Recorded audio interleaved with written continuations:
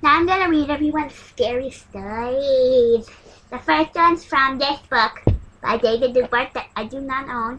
It's called The Curse of the Campfire Meanies and Other Warped and Creepy Tales. Okay, I memorized the story.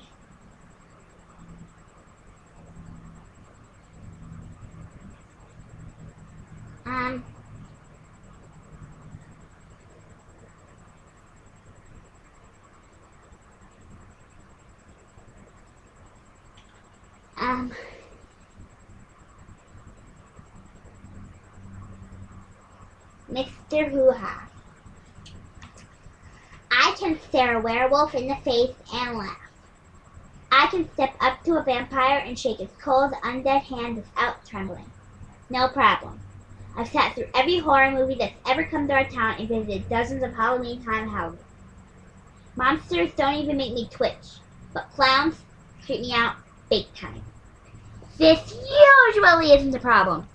I mean, most days you just aren't going to run into a guy with a round red nose, a huge painted smile, and wild green hair, unless you live in a circus town or something. But my little brother's birthday was coming up, and Benzie was determined to have a clown. That's a waste of money, I told my mom. I can't entertain the kids. How hard can it keep to be a bunch of 6-year-olds amused? I can just place my palm against my mouth and make fart sounds. That alone to keep him happy for at least 15 minutes. It's nice you want to help, Andrew, my mom said. But Benzie has his heart set on a clown, and I found this ad in the paper. She held up the local weekly. There was a small ad that just read, Mr. Hoo-Ha, the perfect clown for parties. Looks kind of cheesy, I said. But Mom wouldn't listen. She made the call and booked Mr. Hoo-Ha for Benzie's party. You don't need me then, right? I asked after she hung up. Of course I'll need you, she said. And Benzie will want you there. So 2 weeks later, I found myself filling bowls with potato chips, lining up plastic cups, and helping Mom string streamers and balloons into the living room. About 15 minutes after the guests arrived, I looked out the window just as the van pulled up to the curb. The van was white, with a big smile painted on the side. Above the smile was the name, Mr. Hoo-Ha. Everything's set, I said to Mom. Can I go hang out with my friends now? You can't leave, she said. You'll miss the clown. That's my plan. The doorbell rang. Would you get that? She asked. Started to think of an excuse. The bell rang again. One of the kids screamed as he spilled half a cup of purple juice on his shirt. 2 other kids dumped their juice on him. Mom dashed over, then glanced back at me and said, Get the door, please. Turned to the kids and said, The clown is here. As shouts of yay filled the air, I headed for the door. I didn't really want to open it, but I guess I had no choice. It won't be that bad, I told myself. I was wrong. He was standing on the porch, the clown. Creepy, spooky, shivery clown. Smelled like medicine and mildew. Couldn't pick out any one part of him that by itself was scary. The sight of him still made me shudder. Opened the door wide and I stepped inside so I could stay as far away from him as possible. He walked in, pointed a squeeze horn at me, and honked it a couple times. Wonka wonka. This way, I said, heading for the living room. Then he rushed past me, leaped into the room, and shouted, Hey boys and girls, it's hoo-ha time. Even his voice made me cringe. I wasn't alone. Half the kids started crying. One tried to crawl under the couch, and another curled in such a tight ball I was afraid he'd disappear. The clown ignored him and started pulling this really long handkerchief out of his sleeve. Then he honked his horn and fell down. Mom ran around soothing freaked-out types. Benzie seemed okay, so I slunk from the room, shivering all the way down my bones and back up to my clammy flesh. This is so stupid, I told myself. It was ridiculous to be afraid of some guy with a painted face and big shoes. Stepped outside to get away from the laughs and cries. Grow up, I muttered, hating myself for acting like one of Benzie's friends. I stared at the van. Even with the clown's smile painted on its side, it wasn't scary. I liked cars and trucks. I understood how they worked and how they were made. I landed over and looked inside. The back seats had been removed. There was a table there with a mirror on it. I guess he did his makeup in the van. I looked at the house and I looked in the van again and stared at the mirror. Maybe there was a way to get over my fear.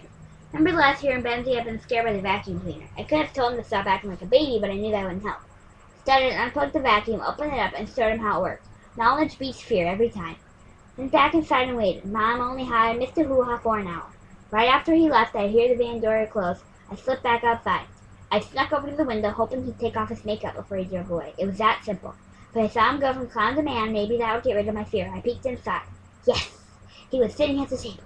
I watched him reach up and pull off the rubber nose. He let out a gasp as his real nose unrolled. It was thin and long, like a tiny flattened elephant's trunk. It dangled just past his chin. He stripped off his wig, revealing a brain covered by a transparent membrane. It had just tiny veins. Then he reached toward his mouth. As he peeled off the huge red lips, I realized they weren't painted on. They were plastic. They concealed a gumless cluster of long brown teeth that jutted from his jaw like stalactites. He pulled off the gloves. His fingers seemed boneless, like bloated worms. As he leaned over to remove his shoes, I was thankful I couldn't see what was really at the end of his legs. I ducked down and got up from his seat. A moment later, the van started and Mr. Hula pulled away from the curb. As the van made a left turn at the end of the block, I saw the dog window down. A horn stuck out close to his worm-like fingers. He squeezed a serviceable honk into the air and drove out of sight. I stood there for a long time, trying to convince myself I'd been mistaken or fooled in some way. I wanted to believe I hadn't really seen the thing I just witnessed, but it was all real. Beneath his makeup, this clown was far worse than anything I could have imagined. I sighed and headed inside. As soon as I stepped through the doorway, Benji ran up to me and hugged my leg. "I don't think I like clowns anymore," he said. "They're sort of scary." Got that right. I picked him up and carried him on my shoulders back to the party. "No more clowns." "But I'm a big boy," he said. "Big boys don't get scared." "Sure we do." I lifted him off my shoulders and deposited him in the midst of his cake-stuffed, sugar-cranked friends. We just learned to hide it. I was more afraid of clowns than ever, but I guess, in a way, that wasn't such a bad thing. Until today, I had been afraid of them for no reason. Now it was no longer a silly fear. I wonder whether that will make it any easier to hide. Okay, looks like we have enough time for a reading from this book, The Battle of the Red Hot Pepperonis by David Lubar. Again, I don't own anything.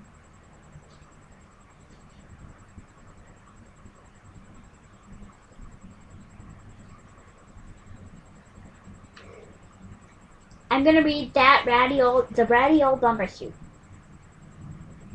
Now I think I should find a shorter one.